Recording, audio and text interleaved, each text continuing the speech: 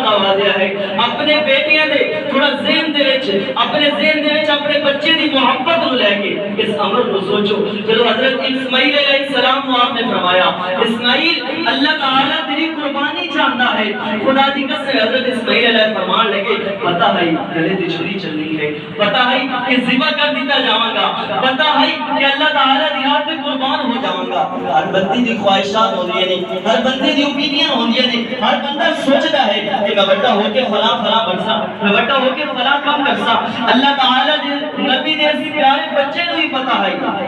کہ جڑا حکم اللہ تعالیٰ دی طرف کو آ گیا سر خم تسلیم پہلے ماں سر خم تسلیم کیتا پھر بیٹا بھی آکھن لگا کہ اے بابا جان اگر اللہ دا حکم ہے تو بے شک میں نے تسی قربان کر دیو میں نے دے وچ کوئی کسی قسم دا مسئلہ نہیں ہے اور پھر وقت ایسا بھی آیا پھر آسمان نے دیکھا کہ حضرت اسماعیل علیہ السلام کو لکھا دیتا گیا آپ نے